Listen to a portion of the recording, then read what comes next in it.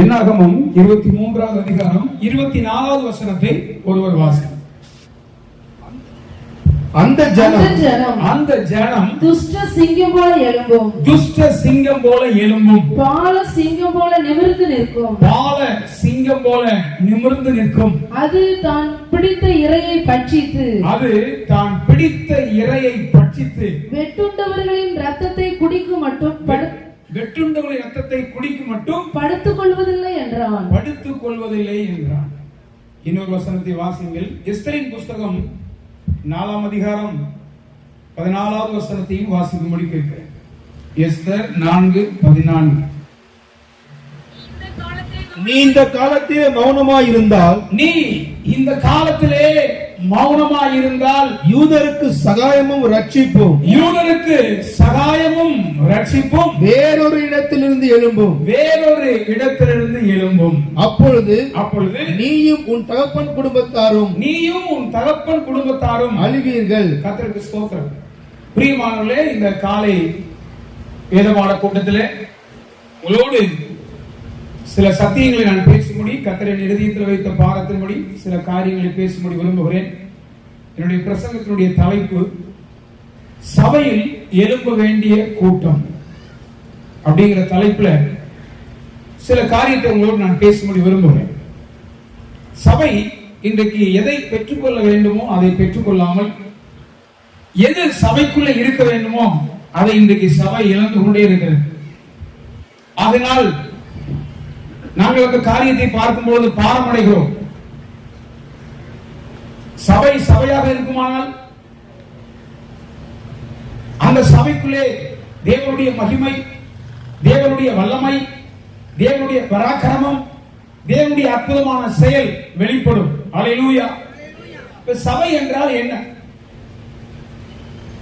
வேதம் சொல்லுகிறது, சத்தியத்தையும் அறிவீர்கள், சத்தியம் உங்களை விடுதலையாக்கும். தேசத்தில் குடியிருந்து சத்தியத்தை மெய்துகொள் என்று சொல்லப்பட்டிருக்கிறது. இன்றைக்கு சத்தியம் பேசப்படுற அனுபவங்கள் குறைந்து கொண்டே வருகிறது.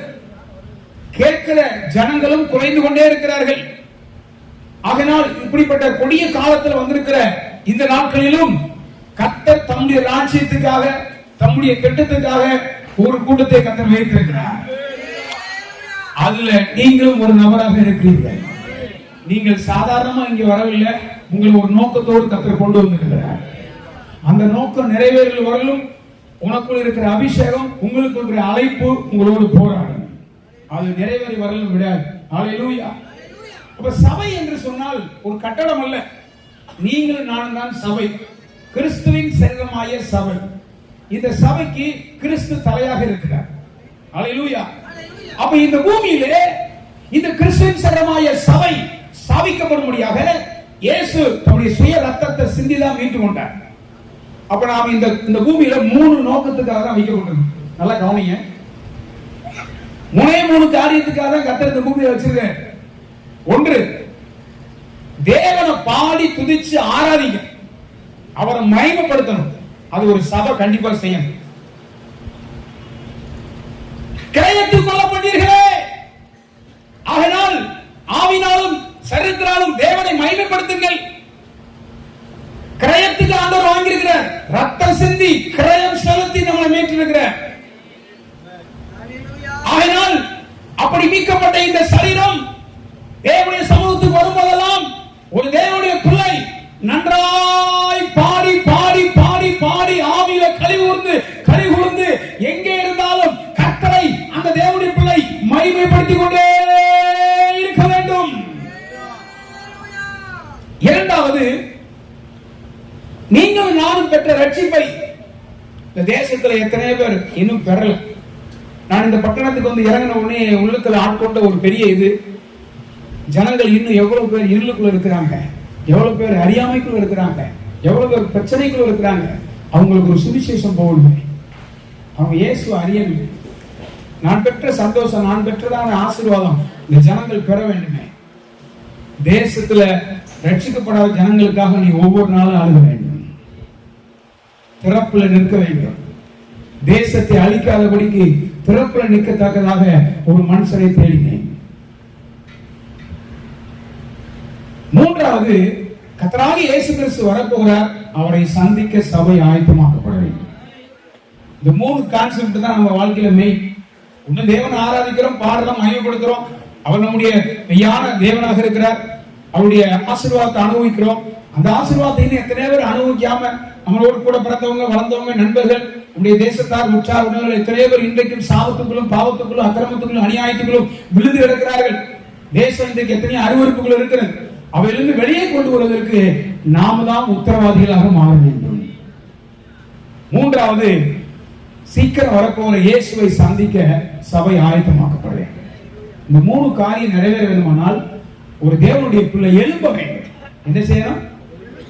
எழும்ப வேண்டும். சபையில ஒரு கூட்டம் எழும்ப வேண்டும். ஒரு காலத்துல சபை சபையாக இருந்தது. ஆயினால் ராஜரீகம் இருந்தது. அற்புதங்கள், அடையாளங்கள் நடைபெற்றது. கர்த்தர் தம்முடைய வல்லமையை, மகிமையை பிரத்யட்சமாக அவர் வெளிப்படுத்திக் கொண்டே இருந்தார். இன்னைக்கு சபைகள்ல தேவனுடைய காரியத்தை பார்க்க முடியவில்லை. அது குறைந்து கொண்டே வருது. காரணம் என்னன்னா, சபை எதை பெற்றுக் கொள்ளணுமோ அதை சபை இழந்துகிட்டே இருக்கு. சிம்சோனுடைய வாழ்க்கையில தன்னை விட்டு போற பலன் அவன் போனது தெரியாம இருந்தா பாருங்க. அது மாதிரி இன்னைக்கு நிறைய பேர் தங்களுக்குள் இருக்கிற மேன்மையான சில அனுபவங்கள் அவங்க அறியாம போயிட்டே இருக்கு. அதை கண்டுபிடிக்க முடியல. இந்த காலம் வஞ்சிக்கப்படுற காலம், ஏமாற்றப்படுற காலம், தட்டி பறிக்கிற ஒரு காலம். இந்த காலத்துல சத்தியத்துக்காக வைராக்கியமாக தேவனுடைய பட்சமாக ஒரு தேவனுடைய பிள்ளை இல்லாவிட்டால் நம்ம எதையுமே செய்ய முடியாது.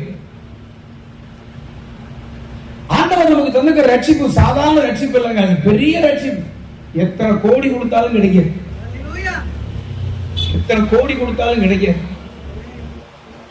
இந்த ரட்சிப்பு இன்னைக்கு நிறைய பேர் அற்பமா என்றாங்க.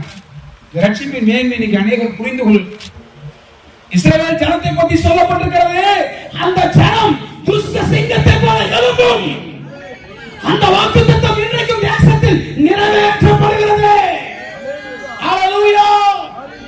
ஒரு காலகட்டத்தில் யூத ஜனங்களை, இஸ்ரவேலர்களை உலக வரைபடத்திலே இல்லாம ஆக்கப்பட்ட ஒரு காலம் இருந்தது. ஜனங்கள் எங்கும் சிதறடிக்கப்பட்டார்கள். ஆனால் தேவன் தந்த வாக்குத்தத்தம், தேவன் சொன்ன வார்த்தை அது அப்படியே நிறைவேறியது. ஒரு சின்ன நாடுதான் இஸ்ரவேல் தேசம். ஆனா முழு உலகம் இன்னைக்கு பார்த்து பயப்படுது. முழு உலகம் அஞ்சுகிறது. ஒரு பக்கத்துல போக முடியலையே. எழுத்தின்படி அப்படி இருக்குமானால் ஆவிக்குரிய பிரகாரம் நீங்கள் நான் உண்மையான இஸ்ரவேலராக காணப்படுகிறோம். உள்ளத்தில் யூதனானவனே யூதன். ஆண்டவர் நமக்கு சொன்ன அந்த காரியங்கள் இந்த நாட்கள்ல நிக்கிற. நீங்க பாருங்க, சபையில பாக்குற ஒரு தான் அன்னைக்கு அப்படி இருந்துச்சு நிறைய பேர் பேசிட்டு இருக்காங்க. இன்னைக்கு அதை செய்யறதுக்கு யார் வர போறா? ஒரு முறை எலிகளாம் சேர்ந்து மாநாடு முடிச்சான். என்னன்னா, நம்ம இனமெல்லாம் அழிஞ்சுக்கிட்டே இருக்கு, நம்ம இனத்தை எல்லாம் பாதுகாக்கணும், என்ன பண்ணலாம் அப்படின்னு ஒவ்வொரு எலியும் ஒவ்வொரு ஆலோசனை சொல்லிருக்கு. ஒரு எலி சொல்லிச்சா, பூனையினுடைய கழுத்துல மணியை கட்டிட்டோம்டா அது வரும்போது தெரிஞ்சிடலாம்.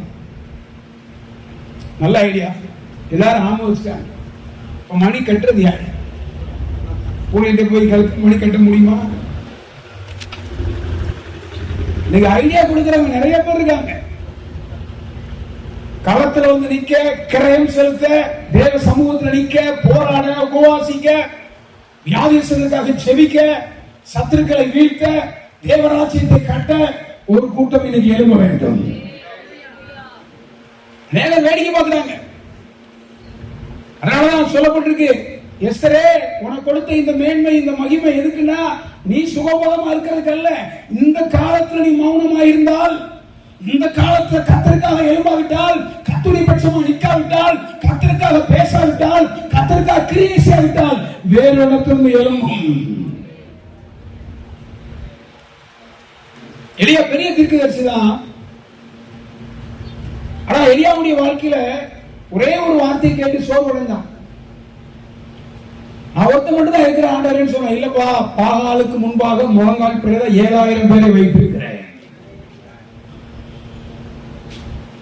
அதனால இன்னைக்கு நம்மளை கொண்டு செய்வதற்காக கர்த்தர் சில விஷயத்தை தர்றாரு. அதை செய்யல அப்படின்னா யாரை கொண்டும் ஆண்டவர் செய்வார்.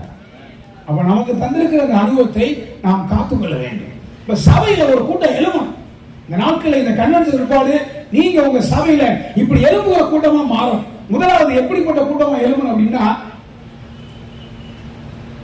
மார்த்தாவை போல அலட்டுகிறவராக அல்ல, மரியாதை போல தேவ சமூகத்தில் அமர்ந்திருக்கிறவராக எழும்ப வேண்டும். இன்னைக்கு மார்த்தாவை போல அலட்டுகிற கூட்டம் சபையில எழும்பிட்டு, ஆனா மரியாதை போல தேவ சமூகத்தில் அமர்ந்திருந்து செபிக்கிற ஒரு கூட்டம் இன்னைக்கு இல்ல. சபை ஒரு காலத்துல அடிக்கடி கூடி கூடி கூடி கூடி செபித்தார்கள். எப்பொழுதும் ஜெப சத்தம் கேட்டே இருக்கும்.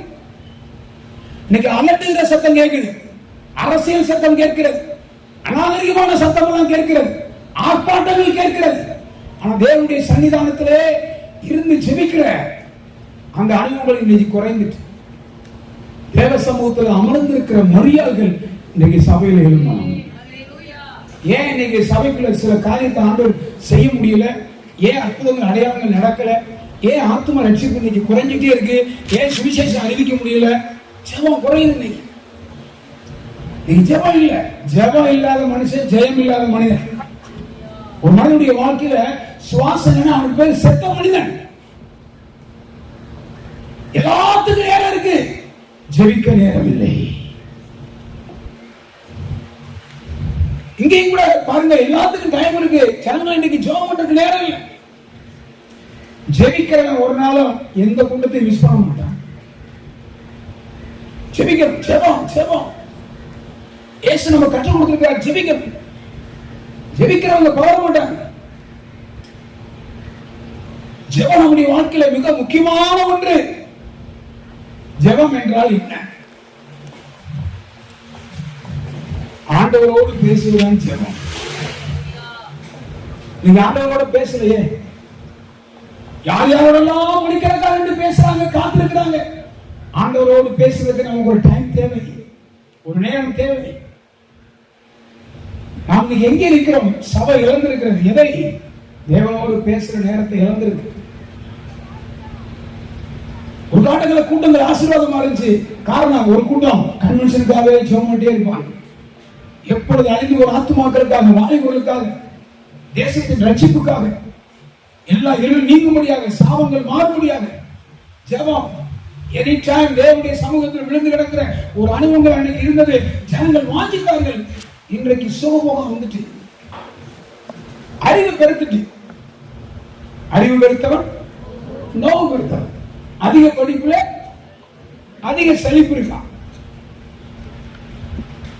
அதனால படிக்க வேண்டாம்னு சொல்லல, இன்னைக்கு கற்றுக்கொள்ள வேண்டியதை கற்றுக்கொள்ளாமல் தேவையில்லாத சில காரியத்தை கற்றுக்கொண்டு சில பேர் அதிக பிரசங்கியா மாறிட்டாங்க. எனவே அன்பான தேவ பிள்ளைகளே, எழும்ப வேண்டும். அலட்டுகிற மார்த்தாள்கள் சபைக்கு அவசியம் இல்லை.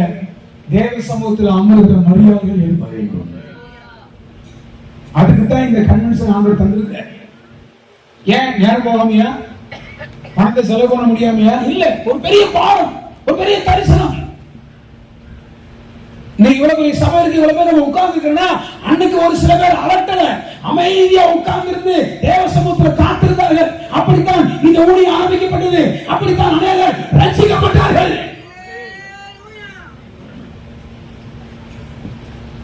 ஜெபிக்கிறவன் தேவனோடு பேசுகிறான், ஜெபிக்கிறவனோடு தேவன் பேசுகிறார்.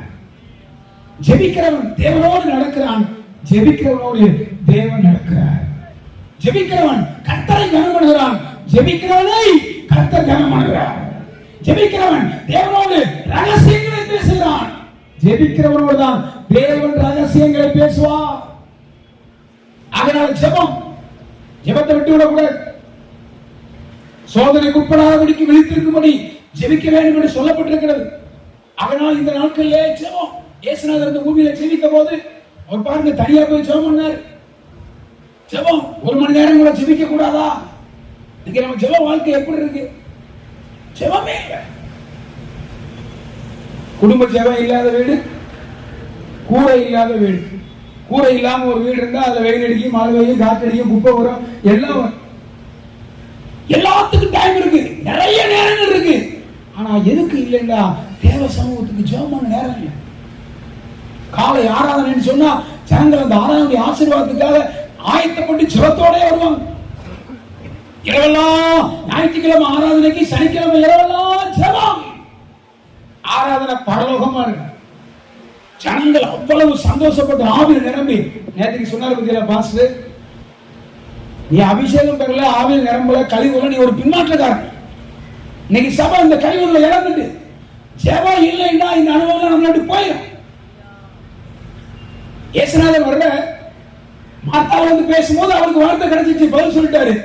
ஆனா ஜெபிக்கிற மரியாள் வந்து பேசும்போது அவ அழுத போது இயேசுவும் அழுதார்.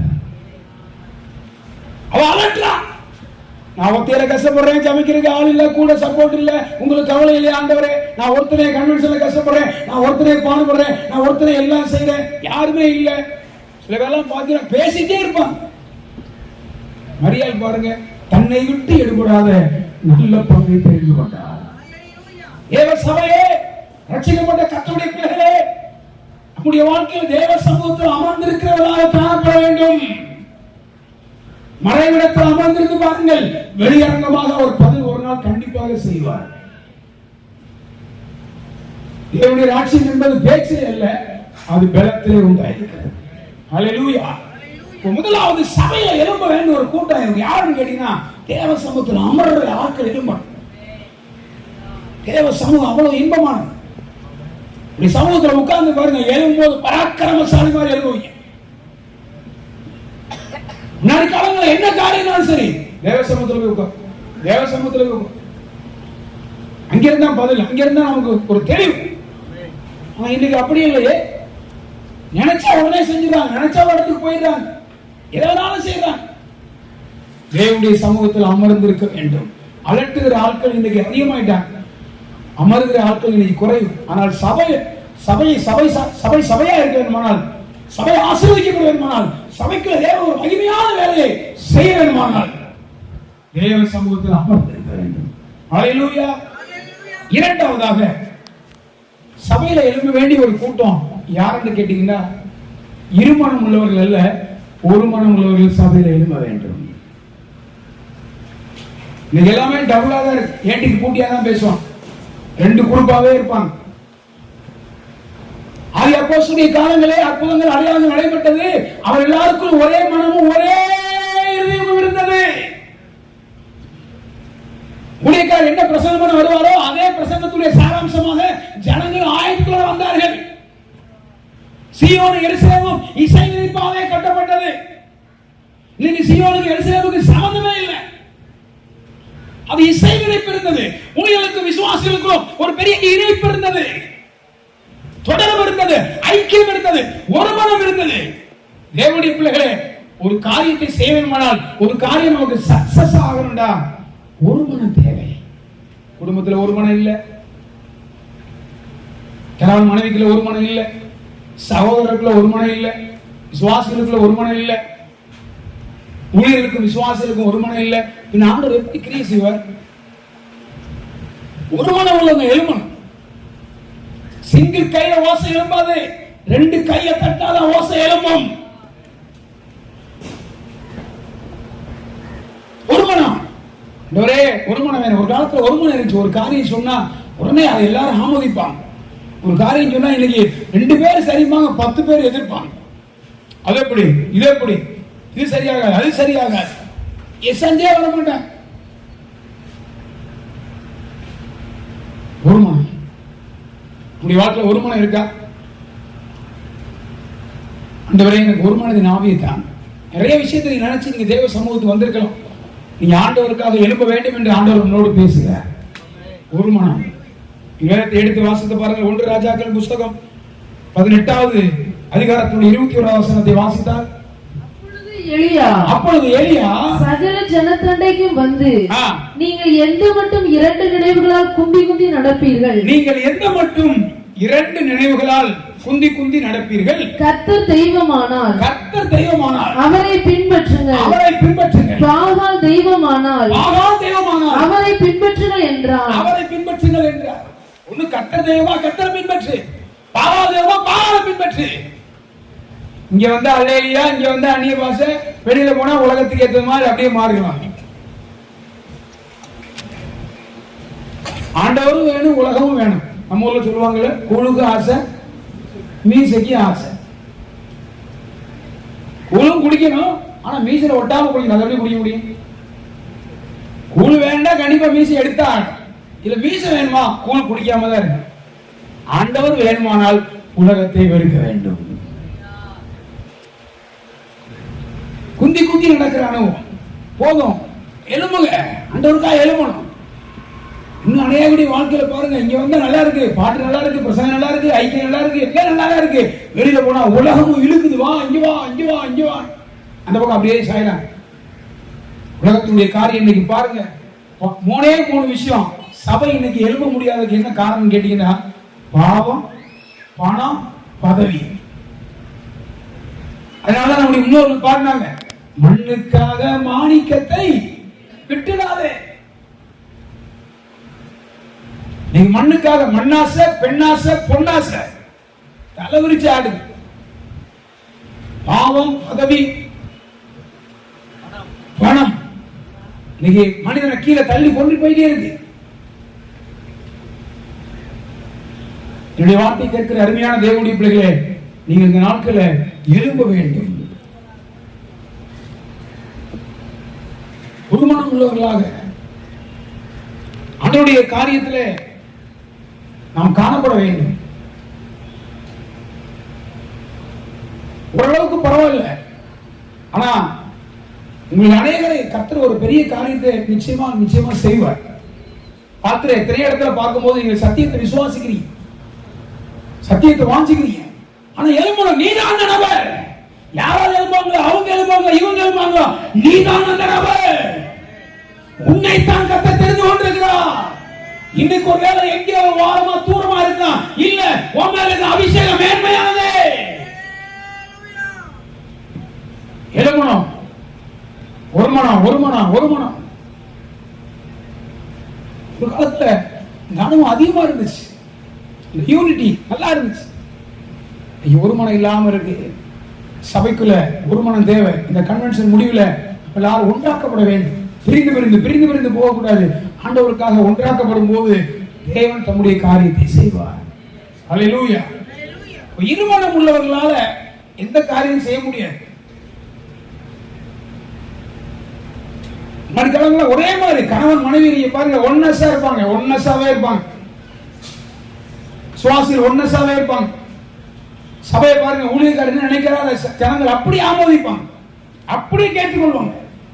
ஆவியில ஒருமைப்பாடு, எவ்வளவு கலிகூடுதல். ஆனா இன்னைக்கு ஒரு மனமே இல்லை. ஒவ்வொருத்தரும் வித்தியாசமான சிந்தனை, வித்தியாசமான தாட். எந்த பகுதி சொன்னாலும் அதற்கு விகற்பமான பதில்கள். சபை இன்றைக்கு ஒரு மனதை இழந்து கொண்டே இருக்கிறது. ஒரு மனம் உள்ளவர்கள் சபைகளே எழும்ப வேண்டும். அல்லேலூயா. 3வது, ஒதுங்கி நிற்கும் சவுல்கள் அல்ல, செயல்படும் யோனத்தான்கள் எழும்ப வேண்டும். நிறைய பேர் ஒதுங்கி போறாங்க. என்னால முடியாது, அவங்க பாக்கணும். எதுக்கு கர்த்தர் சபை கொண்டு வந்தார், ஏன் ரட்சித்தார், ஏன் அபிஷேகம் பண்ணாரு, ஏன் கிருபை கொடுத்தாரு? ஒதுங்கி போறாங்க, ஒதுங்குறாங்க. சவுல் ஒதுங்கி போறான். அவன் ஒதுங்கி போய் ஓரமா ஒரு மாதுளம்பழத்துக்கு கீழே உட்கார்ந்துருக்கிறான். மாதுளம்பழ செடி கீழே போய் உட்கார்ந்துருக்கிறேன். ஆனா யோனத்தான் பாருங்க, ஒதுங்கலங்க, அவன் செயல்பட்டான். என்னால முடியாது. அது அவங்கள வச்சு பார்க்கணும். அவங்க தானே முக்கியம், இவங்க தானே முக்கியம். எனக்கு என்னதுக்கு? நாம் யாருக்காக செய்யறோம்? மனுஷனுக்காக இல்ல, கர்த்தருக்காக செய்யறோம். இன்னைக்கு சபை இழக்குது. செயல்படுற அனுபவத்தை நிறைய பேர் இழக்கிறாங்க. எவ்வளவு பெரிய காரியம் நம்ம செய்யலாம். விலகி ஒதுங்கி போறாங்க. ஒதுங்க கூட கர்த்தருக்காக நில்லு. மனுஷனுக்கு இல்ல, கர்த்தருக்காக. மனுஷனை பார்த்து நிறைய பேர் ஒதுங்கிட்டாங்க. தூரம் முன்னாடி வந்து உட்கார்ந்து இருந்தவங்க, நல்ல ஆவி நிரம்பினவங்க, கர்த்தருடைய காரியத்துல ஊழியத்துல செயல்பட்டவர்கள், கிரியை செய்தவர்கள் ஐயோ ஓரமா தூரமா நிக்கிறாங்க. ஒரு அனுபவத்தை விட மாட்டாங்க. எல்லா கூட்டங்களும் எல்லா ஆசீர்வாதத்திலும் பங்குள்ளவர்கள். நீ பின்மாற்றக்காரரை போல எங்கேயோ ஒரு ஓரமா, எப்பாவது நினைச்சா சும்மா வந்துட்டு ஒரு லேசா கையெழுத்து போற மாதிரி, சைன்மெண்ட் போறது மாதிரி அப்படியே வந்துட்டு போறாங்க. இப்படியே இருந்தா நம்ம நிலவரம் என்ன ஆகுமா? செயல்படணும். ஒதுங்கி இந்த சவுலுடைய காரியத்தை நீங்க பாருங்க. ஒதுங்கி நின்ன 1 சாமுவேல் புத்தகம் 14வது அதிகாரம் 2வது வசனத்தையும் 4வது வசனத்தையும் வாசிங்க. சவுல் கிபியாவின் கடைசி முனியாகிய மிக்ரோனிலே ஒரு மாதுள மரத்தின் கீழ் இருந்தான். அங்கே போய் 600 பேரோட உட்கார்ந்துருக்க. அவன் யாருங்க? அவன் மேல இந்த அபிஷேகம் என்ன இங்கேயோ ஒரு கழுதையை தேடி போனவன ஆண்டவர் அவனை பிடிச்சாரு, அவன் அபிஷேகம் பண்ணாரு. ஆனா பாருங்க, ஆண்டோடைய வார்த்தையை அவன் கேட்கல. அவன் நடக்கிற சாமுவேலுடைய நடத்திப்புடைய வார்த்தையை அவன் கீழ்ப்படியல. இஷ்டம் போல செஞ்சு கடைசியா ஒதுங்கி போய் நின்னான், ஒதுங்கிட்டான். அவன் நினைச்சதை மட்டும் தான் செஞ்சான். ஆனா தேவன் அவனை நினைச்சு கொண்டு வந்த நோக்கத்தை அவனுக்குள்ள செயல்படுத்த முடியல. கோரமாயிட்டான். அவனுக்கு ஒரு கெட்ட புத்தி இருக்கு. என்ன புத்தின்னா, எவெல்லாம் பராக்கிரமசாலியா இருப்பானோ, எவெல்லாம் நல்ல ஆளு ஆயுதங்களா இருப்பானோ அவனை தன் பக்கம் கொண்டு வந்துடும், தான் பக்கத்திலே வச்சிருப்பான். வாசிங்க, அப்படி வசனம் வாசிக்கிறீங்களா? இந்த சவுளுடைய காரியத்தை பாருங்க. இந்த ஒதுங்கி நிற்கிறவங்களுடைய சபையில ஒதுங்கி நிற்கிறவங்களுடைய காரியத்தை நீங்க பாத்தீங்கன்னா, அவங்களுடைய விஷயத்தை நீங்க பார்க்கும் பொழுது ஒரு குறிக்கப்பட்ட காரியம் அவங்களுக்குள்ளே காணப்படும். இந்த சவுலுக்குள்ள அப்படிப்பட்ட ஒரு அனுபவங்கள் இருந்தது. 1 சாமுவேல் புத்தகம்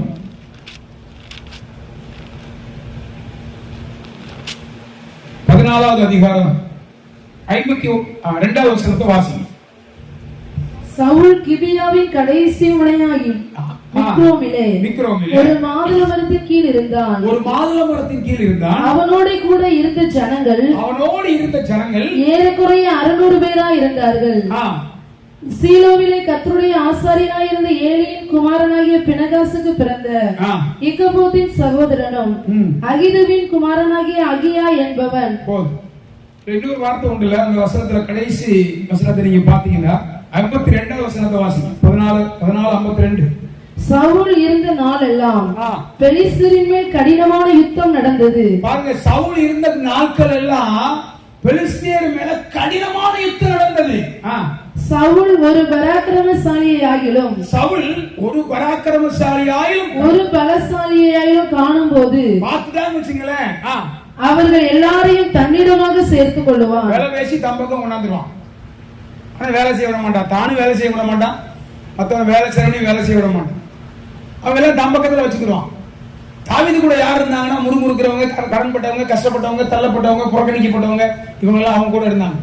இவங்க கூட இருந்தவங்க எல்லாம் எவன் நல்லா இருக்கான்னு அவனை தாம்பக்கம் இருக்கிறான். அவனை கெடுக்கிற வேலை இவன் வேலை. ஒதுங்கி ஏடிப்பான், உள்ளே வர விட மாட்டான். செயல்படக்கூடாதபடிக்கு ஒதுங்கி இருக்கிற ஒரு அனுபவம். இந்த நாட்கள சபையில செயல்படணும், ஆக்டிவா இருக்கணும். ஆக்சன் இல்லாம ஒரு டெத் நிலவரத்துல இங்கோ ஒதுங்கி நமக்கு எடுத்துக்கு இந்த வம்பு, நமக்கு தேவையா அப்படின்னு சொல்லி ஓரமா வேடிக்கை பார்க்கறதுக்காக ஒரு கூட்டம் இருக்கு. அப்படி வேடிக்கை பார்த்தா ஒரு நாள் கர்த்தரும் வேடிக்கை பார்ப்பார். அன்னைக்கு ஆண்டவர் கண்டுக்கிற மாட்டார், என்ன கூட்டாலும் கேட்க மாட்டார். நாமளே விலை போனா அப்ப கர்த்தருக்காக யார் செய்ய முடியும்? அதனால சபையில் இந்த நாட்களை எழும்ப வேண்டும். அவங்கள பார்த்து இவங்கள பார்த்து யாரையும் பார்க்காதீங்க, பரலோகத்தின் தேவனை பாருங்கள். நமக்கு ஒரு நல்ல ரோல் மாடல் நம்முடைய ஆண்டவராகிய இயேசு கிறிஸ்து. அவர் நமக்கு சில மாதிரியை கற்றுத் தந்திருக்கிறார். இந்த பூமியில ரோல் மாடலா பாத்தீங்கன்னா ஒண்ணுமே செய்ய முடியும். செயல்படணும். யோனத்தான பாருங்க, ஆயுதாரி கூட்டம் வாய பின்னால செங்குத்தான அந்த மலையில மேல ஏறுறாங்க. பெலிஸ்தருடைய தானியத்துக்கு போனார்கள். எங்க அப்பா போல அவர் ஒதுங்கிட்டார்கள், இவன் ஒதுங்கி துறமா போல, இவன் செயல்பட்டான். செயல்பாடு இருந்தது. அதனால இன்னைக்கு நம்ம அவைக்குரிய காரியத்துல தேவனுடைய சபையில நாம் இன்னைக்கு செயல்படணும். அவங்க போயிட்டாங்க, இவங்க போயிட்டாங்க, எனக்கு நானும் போட்டு போறேன் அப்படின்னு போக கூடாது. நாம் உத்தரவாதம் உள்ளவர்களாக, பொறுப்புள்ளவர்களாக காணப்பட வேண்டும். ஆமென், அல்லேலூயா. 4வது, சபையில் எழும்ப வேண்டிய ஒரு கூட்டம் எது அப்படின்னா, பணத்திற்காக ஓடும் பிழையாமுகள் அல்ல, பரிசுத்தத்திற்காக ஓடும் பிணவாசிகள் எழும்ப வேண்டும். மறுபடியும் சொல்றேன், பணத்திற்காக ஓடும் பிழையாமுகள் அல்ல, பரிசுத்தத்திற்காக ஓடும் பிணகாசுகள் எழும்ப வேண்டும். பாருங்க, சபை இழக்குது, பிணகாசு இழந்துட்டே இருக்கு. சபை இன்னைக்கு பரிசுத்தத்தை இழந்து கொண்டே இருக்கிறது. சபையை இன்னைக்கு பரிசுத்தத்தை குறித்து பேசுறது குறைவாக இருக்கிறது.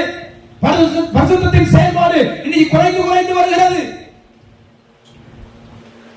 தேவனுடைய அந்த பரிசுத்தத்தின் வல்லமை பற்றி பறைசாற்ற பேச இன்னைக்கு ஆட்கள் இல்லை.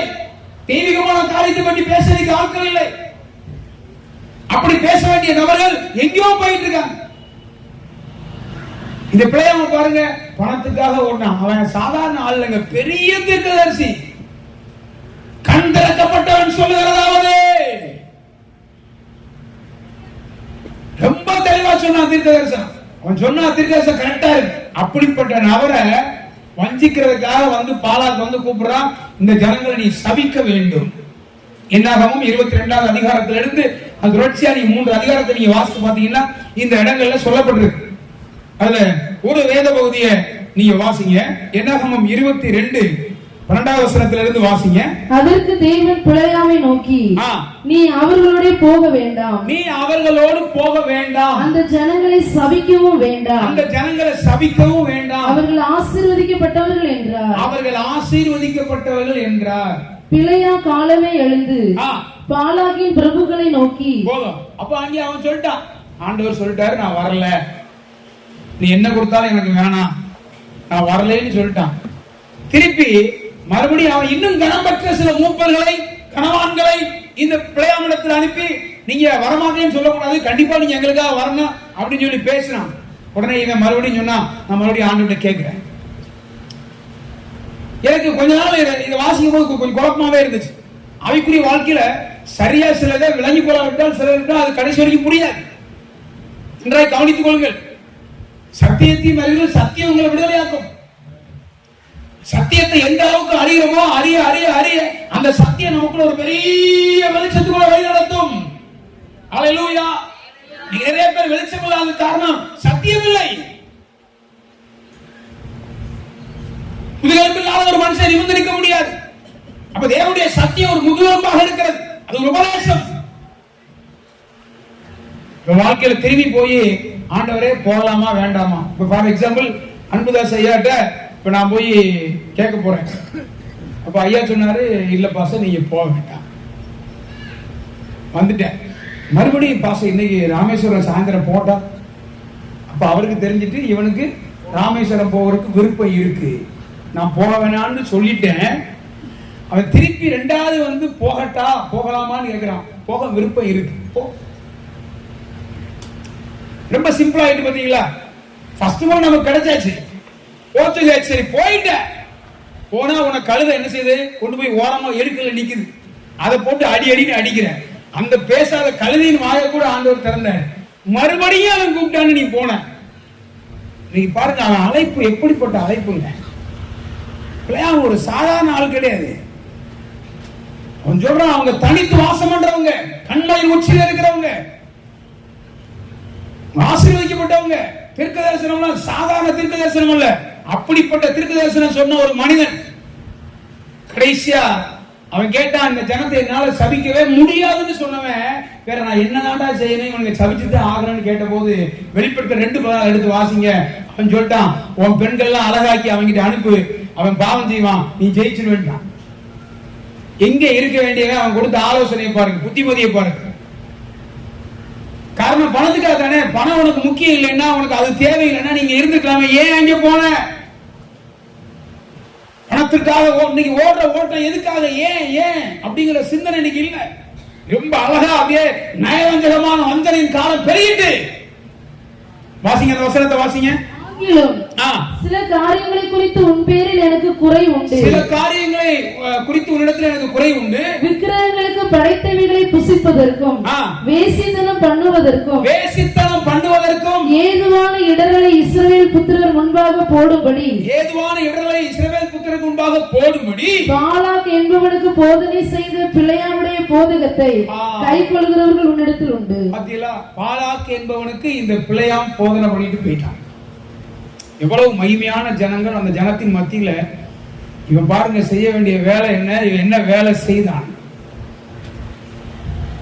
அவன் வாழ்க்கையில ஆண்டவர் இவ்வளவு பிரத்யட்சமான கத்தரோடு இருக்கிற ஒரு மனுஷனுடைய வாழ்க்கையில எங்க விலகி போயிட்டான் பாருங்க.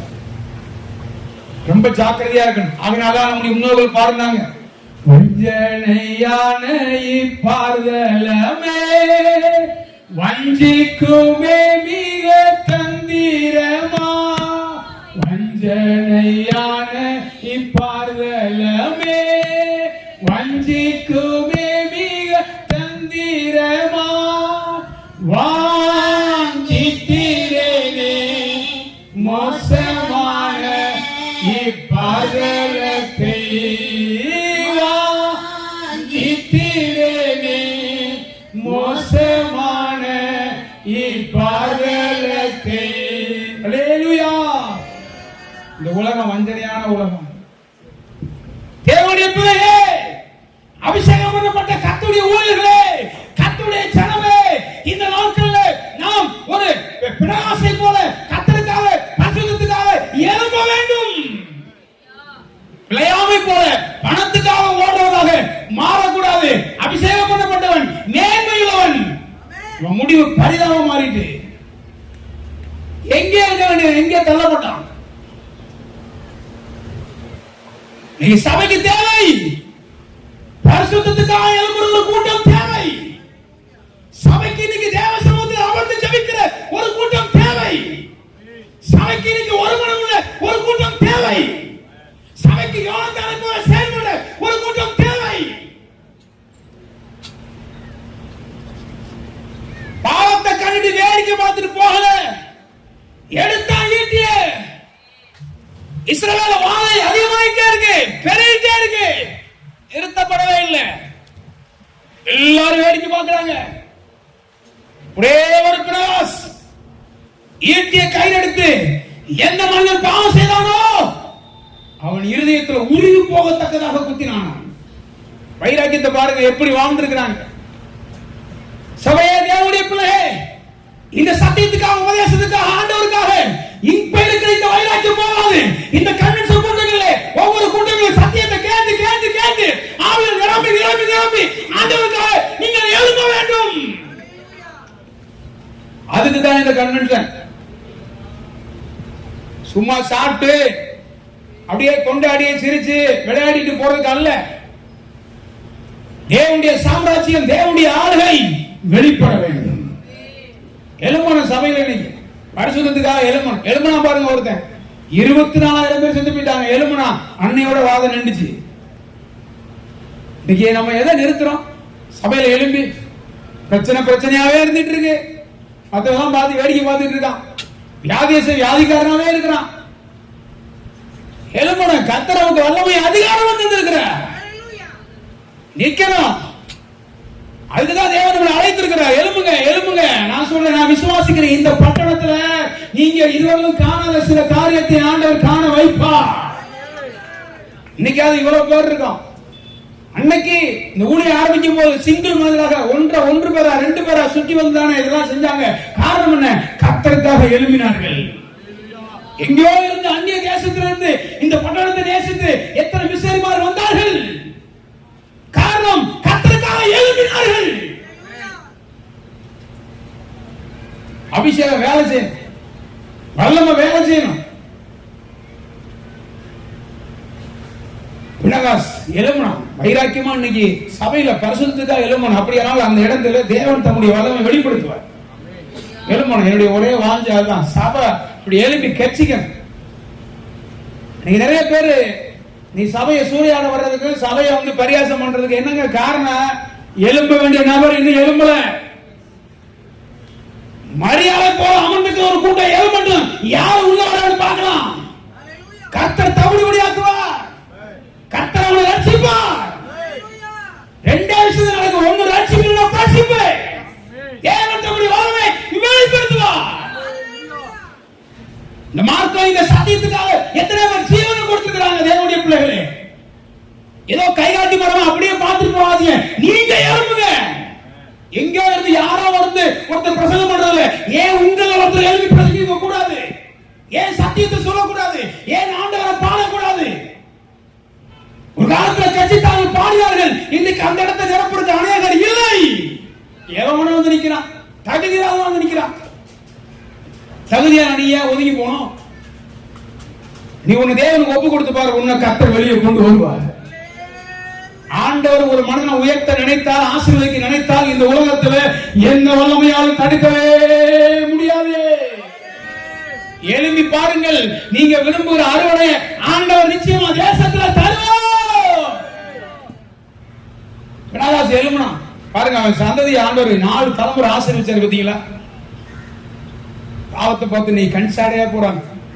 அவன் சொன்னாம்ல, ஏலி அவன் எவ்வளவு பெரிய பாவம் செஞ்சாங்க, என் மக்களே இப்படி செய்யாதீங்க. பெடரி நரம்பு விழுந்து முறிஞ்சு செத்து போனான், கண்சாடையா விட்டான். அவன் எப்படி பேசிருக்கணும்? இயேசு இந்த உலகத்தில் இருந்த போது நீதியை குறித்து, பாவத்தை குறித்து, நியாயத்தீர்ப்பை குறித்து அவர் கண்டித்து உணர்த்தினார். சபையில எழும்புற கூட்டம் எந்த காரியம் செய்தாலும் அது நேர்த்தியாக, சரியாக, அருமையாக, அற்புதமாக மாறும். எந்த ஜெபமா இருந்தாலும், எந்த கூட்டமா இருந்தாலும், எந்த காரியமா இருந்தாலும் அது ஒரு கடமைக்காக இல்லாம கச்சிதமாக, நேர்த்தியாக, அழகாக, சிறப்பாக செய்யுங்கள். உத்தரவாதம் இருக்குமானால் அதுக்குள்ள ஒரு கிரயத்தை நம்ம செலுத்துவோம். ஊழியம் அவ்வளவு மேன்மையானது. ஆகினால் சபையில ஒரு கூட்டம் எழுமணும். எழும்பிட்டா போதுங்க. ஒரு கூட்டம் வாலிபர்கள் எழுமணும், ஒரு கூட்டம் விசுவாசம் எழுமணும், ஒரு கூட்டம் ஊழியர்கள் எழும்ப வேண்டும். அந்த காலம் தான் இந்த காலம். இந்த காலம் மௌனமா இருக்கிற காலம் அல்ல. முறையாய் சொன்னார், இந்த காலத்தில் நீ மௌனமா இருந்தா யூதருக்கு ரட்சிப்பு சகாயம் வேதத்தில் எழும்பும். ஆமான் தன்னை வெறுக்கிறான், தன்னை கொல்ல நினைக்கிறான் என்பதற்காக முறையாய் அமைதியா இருக்கவில்லை. அவன் கர்த்தருக்காக, யூத ஜனத்துக்காக எழும்பினான். அன்னைக்கு சொல்லப்பட்டது, ஒரு கூட்ட ஜனம் கொஞ்சம் விகற்பமா இருக்கிறாங்க. நம்முடைய காரியங்களுக்கு அவங்க காரியங்களுக்கு சம்பந்தமே இல்லை, கொஞ்சம் விகற்பமானவங்களாவே இருக்கிறாங்க. அவங்களை இப்படியே விட்டா சரியாகாது, அவங்களை கொல்ல வேணும். எண்ணி கொடுத்தானா, பணத்தை எண்ணி கொடுத்தான். இன்னைக்கு அப்படித்தானே பாக்குறாங்க. ஒரு கூட்டம் இருக்காங்க, வெள்ளை ஜெலியமாக்குறாங்க, நகை போட மாட்டாங்க, மருந்து எடுக்க மாட்டாங்க, அள்ளேடியாங்கிறாங்க, அந்நிய வாசிங்கிறாங்க. விகற்பமா இருக்கு. ஏற்றுக்கிறவாசிகள் எல்லாம் பேசுறாங்க, பேசப்பட்ட வார்த்தை தானே. இதெல்லாம் கேட்கும்போது உங்களுக்கு சூடு சொரணையெல்லாம் வராதா? உலகத்துல இன்னைக்கு பாருங்க, இதெல்லாம் பேசும்போது நிறைய பேருக்கு சூடு சொரணை வருது. நான் வேற எங்கே இருந்து வரல, இந்த மாவட்டத்தில் தான் பிறந்தேன். எனக்கு தெரியும் சூடு சொரணையெல்லாம் சில பேருக்கு எங்கெங்கெல்லாம் வரும். ஆனா ஆண்டவரை குறித்து சூடு சொரணை வராதா? ஒரு மனிதனுக்குள்ள சரியான அபிஷேகம் இருக்குமானால், சரியான ஒரு அழைப்பு இருக்குமானால், அவனுடைய வாழ்க்கையில் அந்த காரியத்துக்காக அவனை செய்ய முடியும். கர்த்தர் அவனை வைராக்கியப்படுத்திக் கொண்டே இருப்பார். எழும்புங்க. ராக்காலங்களை செபிக்கிற ஒரு கூட்டம் எழும்பட்டும். பரிசுத்தத்துக்காக எழும்புங்க. நான் பரிசுத்தர், ஆனால் நீங்கள் பரிசுத்தராயிருங்கள். பரிசுத்தம் இல்லாமல் ஒருவரும் கர்த்தரை தரிசிப்பதில்லையே.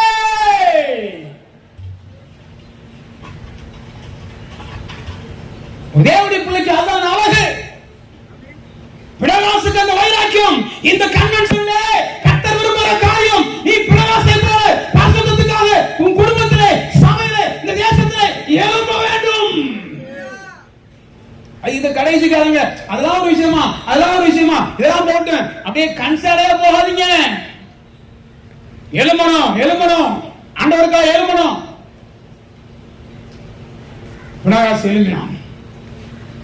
5வது, ஓடி போகும் ஓடுபாடுகள் அல்ல, உறுதியாக நிற்கும் ரூத்துகள் எழும்ப வேண்டும். நீங்க சபையில பாருங்க, 4 நாள் வராங்க, 5 நாள் வராங்க, 1 வருஷம் வராங்க, அடுத்த அப்படியே ஜம்ப் ஆகி போயிட்டே இருக்கிறாங்க, ஓடி ஓடி போறாங்க, ஆளைய பார்க்க முடியறது இல்ல. உறுதியா நிற்கிற ரூத்துகள் இன்னைக்கு சபைக்கு தேவை. அப்படிப்பட்ட ரூத்துகள் இருப்பார்கள், அந்த சபையுடைய அழகே, அந்த சபையுடைய காரியமே வித்தியாசமாய் மாறும். தன்னுடைய மாமி கூப்பிட்டு 2 பேரை சொன்னா, இனிமே உங்களுக்கு நான் பிள்ளைய பெத்து புருஷனை தர முடியாது, நீங்க 2 பேரும் போய் வாழ்க்கை அமைச்சுங்கப்பா போங்கன்னு சொன்னா. இதான் வாய்ப்புன்னு ஒருத்தி பார்த்து எஸ்கேப் ஆயிட்டான். இன்னைக்கு நிறைய பேருக்கு எப்ப வார்த்தை வரும் அப்படியே இப்படி பார்த்துட்டே இருப்பாங்க, அதை பிடிச்சுக்குவாங்க. என்னடா ஏன் போல, ஏன் சபைக்கு போல, ஏன் ஆராதனை போல, அதுதான் அவர் சொல்லிட்டாருல்ல. நீனா விளங்கவே மாட்டேன், உருப்படைய மாட்டேன், நீனா ஊழியத்துக்கே லாயக்கே இல்லை, உடனே வச்சு என்ன காரியம் செய்ய முடியும், வேஸ்ட்னு சொல்லிட்டாருல்ல. நான் எதுக்கு நீ அங்கே போகணும்? எப்படி ஏற்கனவே அந்த அந்த அந்த பனைமரத்துல அந்த குருவி விழுந்து உட்கார்ந்து பனைமரம் விழுந்த கதை தான். ஆல்ரெடி அது விழுந்துக்கு ரெடியா இருக்கு. இந்த குருவி உட்கார்ந்து கீழே விழுந்துட்டு, அப்ப தப்பு சொல்றதுக்கு ஏதாவது ஒரு காரணம் தேவை. அந்த காரணத்துக்காக காத்துக்கணும். ஓடி போக கூடாதுங்க, கர்த்தருக்காக நிற்க வேண்டும். இது ஆண்டவருடைய காரியம். அவர் திட்டினாரு, இவர் திட்டினாரு, அவங்க அப்படிதான் இவங்க, அதனால நான் சர்ச்சைக்கு போறது இல்லை. இப்போ ஞாயிற்றுக்கிழமை போவேன், பின்னாடி உட்கார அப்படியே போயிடுவேன். இதெல்லாம் ரொம்ப கேட்கறதுக்கு சந்தோஷமா இல்லை. ஆராதனைக்கு வரும்போது சும்மா அப்படி கொழுமையானவர்கள் அப்படி கம்பீரமா வரணும். தேவனுடைய பிள்ளைகள் இந்த நாட்கள் எழுமா. நான் விசுவாசிக்க ஆவில ஓடிட்டே இருக்கு. இந்த கடைசி காலத்துல தேவன் தம்முடைய ஜனத்தின் மத்தியில் ஏதாவது ஒரு காரியத்தை கண்டிப்பா செய்ய போகிறார். அவருக்காக வைராக்கியமா இருக்கிறவங்க, அவருக்காக நிக்கிற ஜனத்தை கொண்டு அவர் கொஞ்சம் பேரை கொண்டாயிலும் அதிகம் பேரை கொண்டாயிலும் ரட்சிப்பது தேவனுக்கு லேசான காரியம். ஆண்டவர் கண்டிப்பா செய்வார். தேசத்துக்காக நீங்க அழுது கதறுங்கள், தேசத்துக்காக திறப்பை நிலுங்கள், தேசத்துக்காக இந்த மார்க்கத்துக்காக சத்தியம் அழிந்து போகாதபடிக்கு கர்த்தருடைய திட்டம் நிறைவேற்றப்படும்படியாக எழும்ப வேண்டும். ஓடியே போயிட்டா ஓடுவாள். அதுக்கு பத்தி அவனை பத்தி ஒரு வார்த்தை கூட கிடையாது. ஆனா எல்லாம் விதவை. ஒருவேளை இந்த காலையில் உங்களுடைய வாழ்க்கையில் கூட உடைக்கப்பட்டவங்க, ஒடுக்கப்பட்டவங்க, ஊழியத்திலும் கூட எங்கேயோ தள்ளப்பட்டவங்களை போல இருக்கலாம். கவலைப்படாதீங்க. அவர் சொன்னா திரும்பி போவதை பத்தி என்னோடு பேச வேண்டாம். கடைசி வரைக்கும் ஆண்டவருக்கு அனுப்பேன். நான் ஆராதிக்கிற ஆண்டவர் ஜீவன் உள்ளவர். சிலர் சொன்ன வார்த்தையெல்லாம் பொறுத்தட்டில் வைக்கலாங்க. யோபு சொன்னாரு, அவர் என்ன கொன்று போட்டாலும் அவர் மேல் நம்பிக்கை. என்ன வார்த்தை! என்னை கொன்று போட்டா கூட பரவாயில்லையா, அவரை தான் நம்புவேன். தாவீது கேட்டா அவன் சொல்றான், ரொம்ப அழகான வார்த்தை, கர்த்தரை எப்போது எனக்கு முன்பாக வைத்திருக்கிறேன், நான் அசைக்கப்படுவதில்லை. அவர் போன பாதை என்ன? கண்ணீரின் பாதை, புறக்கணிப்பின் பாதை, அற்பமா எண்ணப்பட்ட ஒரு பாதை. எப்பொழுதும் அவரை எனக்கு முன்பா வச்சிருக்கிறேங்க. சாத்ராக் மேஷாக் ஆபேத்நேகோ நீ கவனிச்சு பாருங்க, சவாலிட்டு பேசினாங்க. நாங்கள் ஆராதிக்கிற எங்கள் தேவன் எங்களை தப்புவிக்க வல்லவராக இருக்கிறார் அப்படி கேட்சிக்கிறாங்க. இன்னும் 7 மடங்கு அக்னி சூடாக்கப்படும். சில நேரம் வைராக்கியமா பேசுவீங்க, வியாதி கூடும். சில நேரம் வைராக்கியமா பேசுவீங்க, பிரச்சனை கூடும். சில நேரம் வைராக்கியம் பேசும்போது அதுல இருந்து 1% கூட விடுதலை இல்லாத இருக்கலாம். அப்படி அல்ல, அதுக்கு தாண்டி தேவன் கிரியை செய்ய ஒரு டைம் இருக்கிறது. உனக்கு வேண்டாம் வலிய வேதனை அதிகமா இருக்கலாம், என்னோட ஆண்டவர் இருக்காரா இல்லையா, ஏன் இப்படி கவலைப்படாத ஜனமே, நீ கர்த்தருக்காக வைராக்கியம் பாராட்ட உனக்காக ஒரு தேவன் கிரியை செய்து கொண்டே இருக்கிறார். பேசுறாங்க, நாங்கள் ஆராதிக்கிற எங்கள் தேவன் எங்களை தப்புவிக்க வல்லவராக இருக்கிறார். அவர் எங்களை விடுதலை ஆக்காம போனாலும் சரி, ஒச்சலே வணங்க மாட்டேன். என்ன பெரிய வைராக்கியம் பத்தில, உறுதியை பத்தில. அதேதான் இவ சொன்னா, திரும்பி போவதை பத்தி என்னோடு பேசுறாங்க. சின்ன கொஞ்சம் வயசு வாழ்க்கையில எத்தனை பேர் பேசியிருப்பாங்க, வாழ்க்கை இழந்துட்டா, விதவை ஆயிட்டான், இவ்வளவு பேர் பேசியிருப்பாங்க. அந்த வார்த்தையில அவ கேட்டிருப்பாள்ல. ஆனா அவ வாழ்க்கையில பத்தியில உறுதி, நீ எங்க இருப்பியா, இங்க நான் இருப்பேன். உன்னுடைய ஜனம் என்னுடைய ஜனம். யாருக்கு பிரச்சனை இல்லை, யாருக்கு வேதனை இல்லை, யாருக்கு கஷ்டம் இல்லை, யாருக்கு கவலை இல்லை. தேவஜனமே, கர்த்தர் உன்னை நேர்மையான இடத்துல வைத்திருக்கிறார். நீ ஆவியில கலிகூற வேண்டும். மனசனை பார்த்து, அவனை பார்த்து, இவனை பார்த்து உனக்கு கொடுக்கப்படுற நாட்களை வேற இழந்து போகாதபடி ஆண்டவருடைய காரியங்கள் இந்த காலங்களே எழும்ப வேண்டும். உறுதி வேணும். அதனால உறுதியா இருந்தனால பாருங்க, இயேசுவே அவருக்கு இயேசுவாய போவாசாய இயேசு அவருக்கு கொடுக்கப்பட்டார். போவாச நம்ம இயேசு கிறிஸ்து ஒப்பனையாக பேசுகிறோம். அவருக்கு போவாஸ் கிடைக்கப்பட்டார். அவருடைய தலைமுறை இயேசு பிறந்தார். அல்லேலூயா. அப்ப இந்த ஓடி போன ஓர்வாளை பத்தி என்னன்னு கேட்டீங்கன்னா, ஒருத்தர் ஒரு ஊழியக்காரி விதமா சொன்னார், ஓர்வாளுடைய அம்மா தான் சரி. இந்த ஓர்வாள் யாருன்னா கோலியாத்துக்கு அம்மா. அப்ப அவர் சரித்திரத்தை படிச்சிருக்காரு, பைபிள்ல இல்ல. ஆனா அவர் சொன்னார், கோலியாத்துக்கு ராசதான் 4 பிரதிகள் இருந்தான்னு சொல்லப்பட்டிருக்கா. அப்ப ஓடி போனதுனால அவருடைய சந்ததி என்னவா மாறிட்டு, இந்த கோலியாத்துடைய அம்மா பேரு ஓர்வாள். ஆனா உறுதியா இருந்த இந்த ரூத்தை நீங்க கவனிச்சு பாருங்க. உறுதி, அது சொல்றதுக்கு ஈஸியா இருக்கும். நிக்கணும் அப்படியே.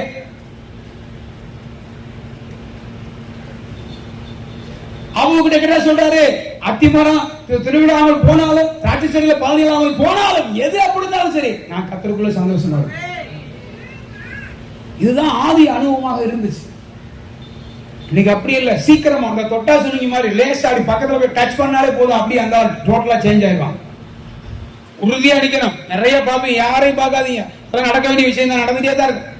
ஒரு பக்கம் நடந்துட்டே இருக்கும், மறுபக்கம் ஆண்டவருக்காக எழும்ப வேண்டும். எழுமணும். ரூத் மாதிரி ஆட்கள் எழுமணும். சபையில உறுதியா நிக்கணும். அப்படி நிற்கும் போது கர்த்தர் நம்முடைய காரியங்கள் எல்லாம் அவர் வாய்க்கு பண்ணுவார். அல்லேலூயா. ஆறாவதாக, துச்செய்தி பரப்பும் மனிதர்கள் அல்ல, நற்செய்தி சொல்லும் மனிதர்கள் எழும்ப வேண்டும். இன்னைக்கு சபையில பாருங்க, துச்செய்தி சொல்றவங்க நிறைய பேர். என்ன கன்வென்ஷனா? ஏப்பா நாங்க கன்வென்ஷனா? என்ன கூட்டமா? என்ன பாட்டா? என்ன பாட்டு? என்ன ஊழி? நாங்க கேட்காத பிரசங்கமாயா? என்னெல்லாம் பிரசங்கம் கேட்டிருக்காங்க. இதெல்லாம் சும்மா ஒண்ணு நடக்காது. சும்மா ஏதாவது கடவை பண்ணிட்டு ஒரு நல்ல விசுவாசமான வார்த்தை, உற்சாகம் ஊட்டக்கூடிய வார்த்தையை அதாவது பேசுறாங்களா இன்னைக்கு? என்ன விசேஷ கூட்டமா? எதுக்கு? சும்மா இருக்க முடியோ? ஏதாவது பண்ணிட்டே இருக்கணும், தன்னை வெளிப்படுத்திட்டே இருக்கணும். இப்படி ஒரு கூட்டம் இதுக்காகவே இருப்பாங்க. ஒரு கூட்டம் பாடத்தோட என்ன சொன்னாலும் சரி, அவங்க உள்ள கடந்து அழுது இவ்வளவு பெரிய காரியம் ஏன் செய்யறாங்க, எதுக்கு செய்யறாங்க? எப்படி ஆளும் இந்த தேசத்துல ஏதாவது ஒரு காரியம் ஆண்டவர் செய்ய மாட்டாரா? எவ்வளவு மக்கள் இன்னும் ஆண்டவர் அறியாம இருக்கிறாங்களே, கஷ்டத்துக்குள்ளும் சாபத்துக்குள்ளும் பாவத்துக்குள்ளும் இருக்கிறாங்களே. நற்செய்தி சொல்லணும். நற்செய்தி, துர்ச்செய்தி ஒரு நாள் சொல்லாதீங்க. பாருங்க, நீங்க எண்ணாமத்தில் எடுத்து வாசித்து பார்த்தா 12 பேர் அனுப்பியிருக்காங்க வேவு பார்க்கறதுக்கு. 10 பேரை சொல்றான், அங்கெல்லாம் போகவே முடியாது. ராட்சத பிறவிகள் இருக்கிறான். நாங்கள் ஏனாக்கின் புத்திரர் போல ரொம்ப கொஞ்சம் பேரா இருக்கிறோம். இங்க ஏனாக்கின் புத்திரலாம் இருக்கிறான். முடியாது முடியாது முடியாது அப்படின்னா. ஆனா மெஜாரிட்டி முடியாதுன்னுட்டு மைனாரிட்டி 2 பேர் தான். அவங்க எழுப்பினாங்க பத்தியா? துர்ச்செய்தி சொல்ற நபர் அல்ல, நற்செய்தி சொல்ற யோசுவாவும் காலேபும் எழுப்ப வேண்டும். இந்த கன்வென்ஷன் முகாந்திரமாக நம்முடைய தேசத்திலே, நம்முடைய பட்டணத்திலே, இந்த ஐக்கியத்திலே கர்த்தர் கண்டிப்பா ஒரு காரியத்தை செய்வார். அது எப்ப சொல்ல முடியும்? ஒருமனம் உள்ளவர்களாக இருந்தா சொல்ல முடியும். ஒருமனம் ரொம்ப முக்கியம். ஒருமனம் இல்லாம ஒரு வேலையும் செய்ய முடியும். எந்த காரியத்தையும் நடக்க மாட்டான். நற்செய்தி தேவை. இன்னைக்கு யாரை பார்த்தாலும் நற்செய்தி சொல்லுங்க, கவலைப்படாதீங்க, தைரியமா இருங்க. ராமர் கைவிட மாட்டார். உன்னை அழைத்த தேவன் உண்மை இல்லவன். அழைப்பு மேன்மையானது. அவர் சொன்னா கண்டிப்பா அவர் செய்வார். மனம் மாறுறதுக்கு தேவன் மனிதன் அல்ல, அவர் வாக்குத்தத்தத்தில் உண்மையுள்ள தேவன். நாம் அநேக விஷயங்கள்ல உண்மை இல்லாதவர்களாக இருந்தாலும் தேவன் உண்மை உள்ளவராக இருக்கிறார். அதனால உங்களுக்கு வாக்குத்தத்தத்தை ஆண்டவர் தந்து பல வருஷங்கள் இருக்கலாம், பல நாட்கள் இருக்கலாம், பல மாதங்கள் இருக்கலாம், கடந்து போகலாம், இன்னும் கொஞ்சம் கூட பார்க்காம இருக்கலாம். உலகத்தில் உள்ள மனிதர்கள்லாம் நாட்கள் எண்ணி குறிச்சு வச்சிருப்பாங்க, எல்லாம் இருக்கலாம். அதெல்லாம் தாண்டி கர்த்தர் நம்மளை உயர்த்த வல்லவராக இருக்கிறார். ஆண்டவர் செய்வார். வேலை இந்த காலையில் வரும்போது என் வாழ்க்கையில் நடக்குமா? கண்டிப்பா நடக்கும். குழந்தை கிடைக்குமா? என் வாழ்க்கையில் ஆசீர்வாதம் உண்டாகுமா? கடன் பிரச்சனை மாறுமா? வியாதி சுகமாகுமா? நீ நம்பி வந்த ஆண்டவர் உனக்கு நிச்சயம் உதவி செய்வார். உலகம் உன்னை கைவிட்டாலும், உலகம் உன்னை மறந்தாலும், நீ ஆராதிக்கிற நேசிக்கிற இயேசு ஒரு நாள் உன்னை மறக்கவே மாட்டார். கரங்களை தட்டி அவரை மகிமைப்படுத்துங்கள். நம்முடைய இயேசு நம்முடைய மத்தியிலே அவர் அசைவாடுகிறார், அவர் கிரியை செய்கிறார். மனத்துவமான செயலை நம்முடைய கருத்து மத்தியிலே இன்றைக்கு செய்ய அவர் வல்லவராக இருக்கிறார். நற்செய்தி சொல்லுங்க. இந்த ராமேஸ்வரம் பட்டணத்துல, இந்த கிருபாசன ஐக்கியத்துல, இதுவரையிலும் காணாத காரியத்துல எங்க கண்கள் காணும். நமக்கு செய்யாம ஆண்டவர் யாருக்கு செய்வார்? ஆண்டவர் செய்வார், கண்டிப்பாக செய்வார். எனக்கு ஒரு சின்ன துக்கம் இருக்கு உங்க மேல. என்ன அப்படின்னா, மாத்தணும். வட இந்தியா கன்வென்ஷன் போயிருந்த போது நான் பார்த்து பிரமிச்சிட்டேன். எனக்கு ரொம்ப ஆச்சரியமா இருக்கு. இந்த காலத்துல, இந்த கடைசி காலத்துல வட இந்தியாவில், அது பாம்பேல பாவம் பெருகின இடத்துல எங்கேயோ கடற்கரை ஓரமா இருந்த ஒரு ரிசார்ட்ல அவர் ஆயிரக்கணக்கான ஜனங்கள் ஒருத்தரை கூட கூட்டத்துக்கு போக வேண்டும் சொல்ல வேண்டிய அவசியம் இல்லை, அவ்வளவு பேர் வந்து உட்கார்ந்து இருந்தாங்க. அவ்வளவு தாகத்தோட வாஞ்சியோட எல்லா கூட்டங்களையும் கலந்து கொண்டாங்க. எனக்கு ரொம்ப சந்தோஷமா இருக்கு. அங்க வர்றதுக்கு எந்த பஸ் வசதி, போக்குவரத்து ஒண்ணுமே கிடையாது. ஆட்டோ பிடிச்சி, அதை பிடிச்சி, இதை பிடிச்சி, பாடம் சரியா இல்லை. ஆனா மக்கள் கரெக்டா வந்துட்டாங்க. இங்க எல்லா வசதியும் இருக்கு, எல்லா வசதியும் உங்களுக்கு செய்து கொடுக்கப்பட்டிருக்கு. அதை நம்ம ஆட்கள் பாருங்க, வருவாங்க, சாயங்காலம் வருவாங்க, வீரர்கள்லாம் வருவாங்க பாருங்க. அப்படியே கைவீசமா, கைவீசி கடைக்கு போகலாம், கைவீசி முட்டாய் வாங்கலாம், கைவீசுன்னு அப்படியே வருவாங்க. அப்போ இன்னைக்கு நம்முடைய வாழ்க்கையில துர்ச்செய்தி, நல்ல செய்தியே வராது. நான் போறேன், கர்த்தர் எனக்கு ஆசீர்வாதமா மாற்றுவேன், என் பிரச்சனை மாறும், என்னுடைய போராட்டம் ஒரு நாள் மாறும், இதுக்கு ஒரு முடிவு கர்த்தர் கண்டிப்பா வச்சிருக்க. நற்செய்தி சொல்லணும். சார், உங்க வீட்டுக்கார ஆண்டவர் ரட்சிப்பார், உங்க குடி மாறும், நீங்க எப்படி இருக்க மாட்டீங்க, உங்க கண்ணீர் துடைக்கப்படும், ஜெபம் வீணா போகாது, நாங்க எல்லாம் ஜெபிக்கிறோம், தைரியமா இருக்கு. இந்த வியாதியை குடிச்சு உலகத்தான் சரிப்பா, இன்னும் கொஞ்ச நாள் தான் இருப்பாரு, செத்து போயிருவாரு. அவருக்கு என்னங்க தெரியும் டாக்டருக்கு? பிஹெச்டி அப்படிமாங்க. அப்படின்னு என்ன தெரியுமா? பெர்மனன்ட் ஹெட் டேமேஜ் அர்த்தம். ஒரு டாக்டரையாவது எங்கேயாவது நீங்க கையெழுத்து வாங்காம ஆபரேஷன் பண்ண சொல்லி பாத்துக்கோ. புரியலையோ? நீ பாத்தீங்கன்னா பிஹெச்டி பிஹெச்டி பிஹெச்டி அர்த்தம் என்ன? Permanent head damage. அதனாலதான் வேலை சொல்றது, ஞானிகளுக்கும் கல்விமான்களுக்கும் மறைத்து மாணவராய நமக்கு சத்தியத்தை கர்த்தர் வெளிப்படுத்தி இருக்கிறார். ஞானிகளையும் கல்விமான்களை வெட்கப்படுத்தும்படி உலகத்தில் பைத்தியமான இழிவானைகளையும் அற்பமானங்களையும் தம்மோடு சேர்த்து அவங்களை கர்த்தர் கனம் பண்ணி இருக்கிறார். இந்த மார்க்கம் மேன்மையானது. உங்களை மாதிரி நாங்கள் வேலை போன ஆண்டு ஊழியம் செய்ய முடியுமா? எத்தனையோ காரியத்தை பாக்குறா, அது சரியில்லை இது சரியில்லை, அது இப்படி இது எப்படி. சில வேலை பார்த்தா எப்ப பார்த்தாலும் துர்ச்செய்தி, இது சரியில்லை அது சரியில்லை அது இதுல. அப்ப இப்படி ஒருத்தர் சொன்னாரு, ஞானசானத்தை பத்தி, ஞானசானத்தெல்லாம் சரியா இருக்கானா, அபிஷேகம் பெற்றெல்லாம் சரியா இருக்கானா, ஊழியம் செய்யறதுலாம் சரியா இருக்கானா. நான் கேட்டேன், நீங்க எங்க வேலை பார்க்குறீங்கன்னு கேட்டேன். நான் லாரி டிரைவரா இருக்கிறேன். எந்த ரோட்ல போறீங்கன்னு கேட்டேன். இந்த ரோட்ல தான், எல்லா ரோட்ல தான் போறேன். ஆக்சிடென்ட் ஆகாம இருக்கா, டெய்லி நடக்குது, அப்பயே அந்த ரோட்ல போறேன். ஏன்னா இதுல மட்டும் ஒருத்தன் சரியில்லாட்டா இவர் ஞானசானத்தை ஏற்றுக்கொள்ள மாட்டாரா? அவர் மட்டும் போற ரோட்ல 1000 ஆக்சிடென்ட் நடக்குமோ அதுல அவர் போவார். ஏன் அவர் ஆக்சிடென்ட் ஆகாத ரோட்ல போக வேண்டியதானே? ஏன் போற? நீ கவனமா ஜாக்கிரதையா போகணும். இன்னொருத்தன் தப்பு செய்யறான், சரியில்லைங்கிறதுக்காக இந்த மார்க்கம் இந்த சத்தியம் தேவனுடைய வார்த்தை பொய்யா ஆயிடாது. அதுக்கு ஒரு பெரிய ஜீவன் இருக்கிறது, ஒரு பெரிய வல்லமை இருக்கிறது. இந்த மார்க்கத்தை பத்தி சும்மா சாதாரண பேசுறதுக்கு அப்படியெல்லாம் முடியாது. அப்படி பேசின அநேகரை ஊழியராய் கர்த்தர் மாற்றி இருக்கிறார். அப்போஸ்தலனாகிய பவுலை போல ஒரு ரவுடி இந்த உலகத்துல இது வரைக்கும் எழும்பல. சபையை துன்பப்படுத்தினவன், பாலாக்கினவன், சேவான் கொல்லப்படும் போது பக்கத்துல நின்றாரு. ஒரே ஒரு ஒளிதான் அவர் மேல பட்டுச்சு, ஒரே ஒரு ஒளிதான் அவர் மேல பட்டுச்சு. எந்த மார்க்கத்துக்கு விதமா எழுப்பினாரோ அந்த மார்க்கத்துக்காக பேசுற நபராக ஆண்டவர் மாற்றினார். ஆண்டவருக்கு லேசான காரியம். நற்செய்தி சொல்லுங்க, உலகம் முடியாதுன்னு சொல்லுவோம், கர்த்தர் முடிய வைப்பார். முடியாத ஒண்ணுல ஒரு வேலையை வாழ்க்கையில முடியுமா நடக்குமான்னு யோசித்து வந்திருக்கோம். சகோதரனே சகோதரியே, இந்த காலங்களை கர்த்தர் சொன்னார், உனக்கு ஒரு நற்செய்தி, நீ விரும்புகிறதை நிச்சயமாய் கர்த்தர் செய்வார். ஏற்கவும் வாஞ்சையும் நிச்சயமாய் நிறைவேற்றப்படும். சபைக்குள்ள அந்த அனுபவம் இல்லை, உயிரோட்டமான அனுபவம் இல்லை. வந்தது மாதிரியே போறான். முன்னாடி காலங்கள் அடிக்கடி சொல்லுவாங்க, ஆண்டவரே இன்னைக்கு காலை ஆராதனைக்கு இந்த வேதபாட கூட்டங்களுக்கு கன்வென்ஷனுக்கு வந்தவர்கள் ஒருவராயிலும் வந்தவனமாய் போகாதபடி ஒவ்வொருத்தரும் ஆசீர்வாதத்தை பெற வேண்டும். இன்னைக்கு எத்தனை பேர் ஆசீர்வாதத்தை பெற்று போறாங்க? வரும்போதே வேடிக்கை பார்த்து அங்கிட்டு இங்கிட்டு அப்படியே போயிடுறான். ஆனா கொஞ்சம் பரவாயில்ல, இதெல்லாம் கொஞ்சம் வசனம் எழுதுறாங்க. சில இடங்கள்லாம் சுத்தமா கிடையாது. வசனத்தின் மேல தாகம் இல்லை. ஏன்னா இது கேட்டா தானே இந்த அனுபவம் இன்னைக்கு குறைஞ்சு போயிடுது. ஆனா யோசுவாவும் காலை பாருங்க, இன்னைக்கு நம்ம மெயின் மெஜாரிட்டியான ஆட்கள் சொன்னா எல்லாரும் சொல்லிட்டாங்க, நம்மளும் சேர்ந்து பிசான்னு போ, ஊரோட சேர்ந்து போயா, நீ மட்டும் ஏன் தனியா நிக்கிற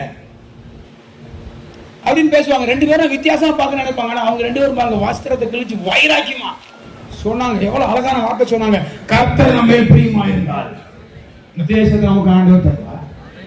இந்த வார்த்தை அது எவ்வளவு உயிரோட்டமான வார்த்தை. இப்படி பேசணும், தட்டி எழுப்பணும். நிறைய பேர் உடஞ்சு போய், நிறைய வாய் உடஞ்சு போய்க்கிறாங்க.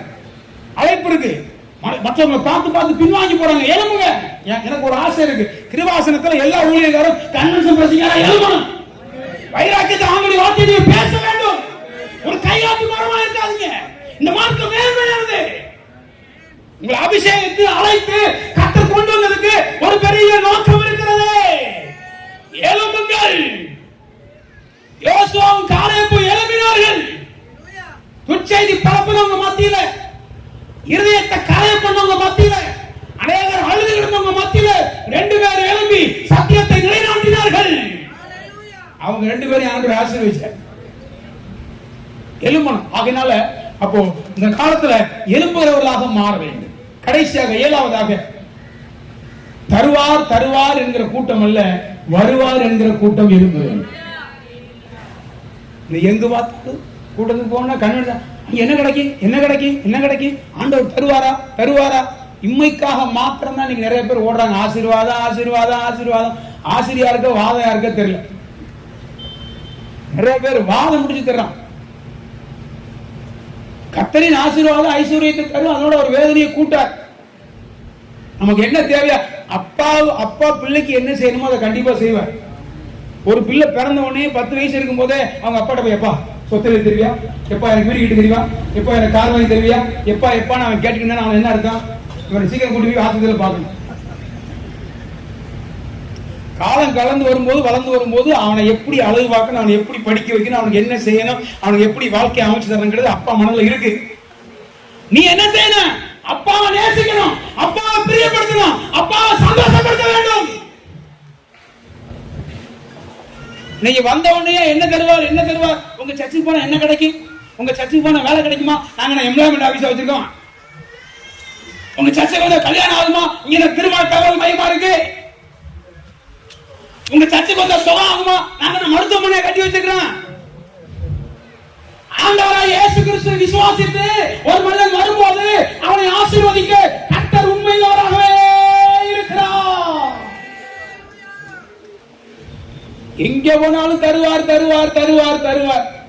ரட்சிப்பு இல்ல, ஞானஸ்நானம் இல்ல, அபிஷேகம் இல்ல, வேறுபாடு இல்ல, பரிசுத்தம் இல்ல, எடுத்து கொடுக்கறது இல்ல, விசுவாசம் இல்ல. ரொம்ப இன்னைக்கு அதான் சொன்னேன், சபை இறந்துட்டே போகுது. பாவத்தை குறித்து, நீட்டை குறித்து, நியாயத்தீர்ப்பை குறித்து கண்டித்து உணர்த்துகிற சத்தியங்கள் சபையில குறைந்து கொண்டு வருகிறது. எச்சரிக்கை சத்தங்கள் குறைந்து கொண்டு வருகிறது. இன்னொரு காலங்கள் அப்படி அல்ல, உட்கார்ந்தா வேற எங்கேயும் திரும்ப முடியாது. அந்த அளவுக்கு கர்த்தருடைய வார்த்தை ஒரு மனிதனை ஈர்க்கக்கூடியதாக இருந்தது. நீங்க பாத்தீங்கன்னா எங்கேயோ போயிட்டு ஏன் வர்றான், எதுக்கு உட்கார்ந்துக்கிறான், என்ன கிடைச்சிச்சு, என்ன பெற்றுக்கணும், ஒண்ணுமே இல்லை. ஒரு ஜெனரேட்டர் நம்ம வாங்கி வச்சுக்கிறோம், ஜெனரேட்டர் ஓடுது, பயங்கர சத்தம் கேட்குது. இங்க லைட் ஏரியாட்ட அந்த ஜெனரேட்டர் ஓடி என்ன பிரயோஜனம்? இன்புட் இருக்கு, அவுட்புட் இல்லையே. அவுட்புட் இல்லையே சபைக்குள்ள. வேதமான கூட்டத்தில் வந்துக்கிற கத்தோலிக்க பிள்ளைகளே, நீங்கள் எங்கே இருந்தாலும் யாரா இருந்தாலும் நீ ஆண்டவருக்காக எழும்படி உங்களோடு கர்த்தர் பேசிக் கொண்டிருக்கிறார். எழும்பணும். தருவார். எங்க போனாலும் கூட்டம் ஆரம்பிச்சிலிருந்து கடைசி நாள் வரைக்கும் ஆசீர்வாதம். வாளி வச்சு நான் சிலரை பார்த்தேன், வாளி வச்சு அள்ளி இறைச்சான். அவெல்லாம் நீங்க உலகத்திலே இல்லை. என்னென்ன கூத்து கும்மாளம் எல்லாம் பண்ணாங்க தெரியுமா? அப்படி பண்ண ஆட்கள்லாம் இல்லவே இல்லை. ஆனா அன்னைக்கு சத்தியம் பேசுறவங்க இன்னைக்கு சத்தியம் பேசிட்டே இருக்காங்க. எழுப்புதல் காமிச்சு இன்னைக்கு இடையில வந்து அது இதுன்னு சொன்னவங்க இல்லாம போயிட்டாங்க. ஆண்டவர் நமக்கு தந்திருக்கிறாரு. நிறை கூட ஒரு நாளும் தழும்பாது, குறை கூட கூட்டாடு. அதனால் சபையில அலட்டுகிற மாத்தாள்கள் அல்ல, அமிர்த மரியாதைகள் எழும்ப வேண்டும். இரு மனமுள்ளவர்கள் அல்ல, ஒரு மனமுள்ளவர்கள் எழும்ப வேண்டும். ஒதுங்கி நிற்கிற சவுளை போல அல்ல, செயல்படுற யோனத்தான்கள் எழும்ப வேண்டும். பணத்துக்காக ஓடுற அந்த பிழையாமுகள் அல்ல, பரிசுத்தத்துக்காக ஓடுற பிணராசிகள் எழும்ப வேண்டும். துச்செய்தி பரப்புறவர்கள் அல்ல, நற்செய்தி பரப்புறவர்கள் சபையிலே இந்த நாட்களில் நம்முடைய மார்க்கத்திலே எழும்ப வேண்டும். ஓடி போகிற ஓர்பால்களாக அல்ல, உறுதியா நிற்கிற ரூத்துகள் எழும்ப வேண்டும். ஒரு காலத்துல ஊழியம் தான் அவ்வளவு கனமா பார்ப்பாங்க, எல்லாரும் வருவாங்க. ஆனா இன்னைக்கு ஊழியத்துக்கு வர்றது விருப்பம் இல்லை. நான் கேட்கிறேன், ஒரே ஒரு கேள்வி கேட்கிறேன், எனக்கு கேட்க நேரம் இல்லை, அதனால கேட்கிறேன், கண்டிப்பா நீங்க சொல்லுங்க. இது வேதபாட கூட்டம், இந்த உலகத்துல ரொம்ப மேன்மையானது எது? சொல்லுங்களேன், சும்மா சொல்லுங்க, தெரிஞ்சதா சொல்லுங்க. நீங்க பாஸ்டர் எல்லாம் ஊழியங்கிறாங்க, விசுவாசிகள் சொல்லுங்க. உலகத்துல ரொம்ப மேன்மையான ஒரு பொசிஷன் எது, வேலை எது? என்ன வேலை? கலெக்டர் வேலையா, டாக்டர் வேலையா, இல்ல அரசியல் பண்றதா, இல்ல நிறைய தொழிலதிபர் பண்றதா? எந்த வேலை ரொம்ப கணத்துக்குரிய வேலை? ஊழியம். நிறைய பேர் ஊழியங்கிறாங்க, ஆனா மக்கள் வெளியே வரல. ஆனா ஊழியத்துக்கு யாராவது வர்றாங்களா இன்னைக்கு? அது மட்டும் வரமாட்டாங்க. ஏன் தெரியுமா? நல்லா படிச்சிருக்காரு, அவர் நீட் எழுதி டாக்டர் ஆக வேண்டும். ஆனா ஒரு வீட்டுல ரொம்ப முடியாம, கை உடைஞ்சு கால் உடைஞ்சு படிப்பறிவில்லாத இருப்பான், அவனை கூப்பிட்டு பாச ஜெபம் பண்ணுங்க, சரியாயிட்டாலும் ஊழியத்து கூப்பிட்டு. நெசல் கொண்டது பிழையிட்டதெல்லாம் ஆண்டவருக்கு, முதல் தரமானதெல்லாம் உலகத்துக்கா? நான் ஒரு எக்ஸாம்பிள் சொல்றேன், கவனிங்க.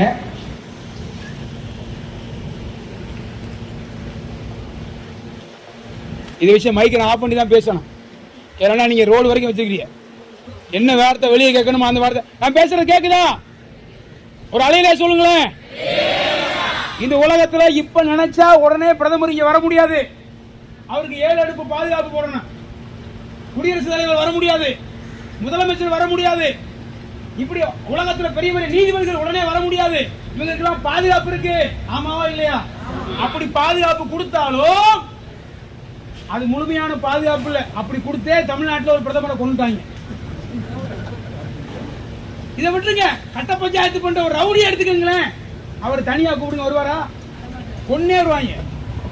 இதெல்லாம் இப்படி இருக்க, அப்ப உலகத்துக்குரிய கணத்துக்குரிய ஒரு தேவனுடைய ஊழியக்காரன் எந்த ராத்திரிலும் எந்த பகலும் எங்கேயும் போகலாம் வரலாம். ஏனென்றால் அவனுக்கு தேவ தூதனை பாதுகாப்பாக ஆண்டவர் தந்திருக்கிறார். இந்த உலகத்தில் எல்லாருக்கும் கொடுக்கப்பட்ட கணத்தை விட கர்த்தரை ஆராதிக்கிற, கர்த்தருக்கு ஊழியம் செய்கிற தேவ ஜனத்துக்கு தூதனையே ஆண்டவர் பாதுகாப்பாக தந்திருக்கிறார். யார் இந்த தூதன்? 1,85,000 பேரை கொள்வதற்கு வல்லமை இல்லவன். உலகத்துல எந்த பெரிய பெரிய பொசிஷன் இருக்கிறவங்களுக்கு இந்த பொருளுக்கு எவ்வளவு மேன்மையானவங்க நம்ம யோசித்து பாருங்க. ஒரு தூதனை கெப்பாசிட்டி என்ன எடுத்து வாசித்து பாருங்க. ஏசியா 36, 37 வாசிக்கும் பொழுது ஒரு தூதன் இறங்கி அன்னைக்கு 1,85,000 பேரை கொண்டு போட்டான். நாம யாரும் நமக்கு தெரியல, நம்ம இந்த அபிஷேகம் உங்களுக்கு தெரியல, வல்லமை தெரியல. நம்ம சாதாரண ஆட்கள் கிடையாது. இந்த உலகத்துல எல்லாரையும் பார்க்கணும், எல்லாருடைய பாதுகாப்பை பார்க்கணும். தேவ ஜனத்துடைய ஊழியருடைய பாதுகாப்பை கர்த்தர் விசேஷப்படுத்தி வைத்திருக்கிறார். உங்களை ஒருத்தன் தொட்டாண்டு அவன் செத்தான். உண்மைதான். இதுதான் இந்த சாதனத்துடைய வரலாறு. சாதையாவோடு இருந்தவர் உங்களோட ஆண்டவர் இல்லையா? நம்ம இப்படியே பேசிட்டே போகணும். நீ சாதையாவை மாறக்கூடாதா? நீ ஒரு கிறிஸ்டியானிட்டி ஐயாவை மாறக்கூடாதா? ஏன் மாறக்கூடாது? எழுத வேண்டும். எவ்வளவு விசேஷமானது. நீ ஊழியத்துக்கு வரணும், ஊழியமா ஊழியமா உலகத்துல சம்பாத்தி பண்ணி என்னதான் பண்ண போறீங்க? எழுமணும், ஆண்டவருக்கா எழுமணும், கம்பீரமா எழுமணும். பாருங்க, இப்ப நான் ஊழியம் செய்ய முடிக்கிற எங்கேயும் போயிட்டே இருக்கலாம். இந்த உலகத்துல பதவி, பணம், அதிகாரம், அந்தஸ்துல மேல உள்ளவங்க எல்லாம் பயந்து பயந்து பயந்து பயந்து இருக்காங்க. எங்கே என்ன செய்ய சுதந்திரமா பாதுகாப்போட எதிர்ப்பு நிறைய இருக்கு. ஆனா அதை விட ஆண்டவருடைய ஊழியத்தை மகிமையா கர்த்தரை ஆராதிக்கிற சேவிக்கிற தேவ பிள்ளைகளை பாருங்க, ஜெபம் பண்ணிட்டு நீ போயிட்டே இருக்க, வாசல் திறந்துட்டே இருக்க, யாரும் தடுக்கவே முடியாது. பரலோகத்துக்கும் பாதாளத்துக்கும் திறவுகளை அவர் உடையவராய் இருக்கிறார். மனுஷன் கதவை அடைத்தால் தேவன் கதவை திறப்பார். ஹல்லேலூயா. அந்த ஜனம் துஷ்ட சிங்கத்தை போல எழும்பும். ஒரு விஷயம், கண்களை மூடுவோம், நம்முடைய முழங்கால்களை முடக்குவோம். ஆண்டவரே என்னை எழுப்புங்க ஆண்டவரே. நான் அலட்டுகிறவனாக மாறக்கூடாது, தேவ சமூகத்தில் அமர வேணும் ஆண்டவரே. நான் ஒரு மனமுடையவர்களாக மாறணும். நீ குடும்பத்துல ஒரு மனம் இல்ல, சபையில ஒரு மனம் இல்ல, நீங்க ஒரு மனத்தை தாங்க. எங்க போனாலும் ஆவில இசைந்து என்னால போக முடியல, எனக்கு ஒரு மனதின் ஆவி எனக்கு வேண்டும். நான் செயல்படணும் ஆண்டவரே. ஒதுங்கி ஒதுங்கி போக கூடாது, விலைகளை போக கூடாது. கத்தப்படுற நாட்கள் நான் வீணடிக்க கூடாது ஆண்டவரே. உலக ஆசீர்வாதத்துக்காக பின்னோக்கி என் மேன்மையான அபிஷேகத்தை அழைப்பை நஷ்டப்படுத்தி பிரயாமை போல காணப்படக்கூடாது. பரிசுத்தத்துக்காக பிணவாசை போல வைராக்கியம் உள்ளவராக இளம் சந்ததியை ஆண்டவருக்கு நேராக வழிநடத்தும்படிக்கு கர்த்தர் எனக்கு இரக்கம் செய்யுங்க. என் வாய் எப்ப திறந்தால் நற்செய்தி வரணும், துச்செய்தி வரக்கூடாது ஆண்டவரே.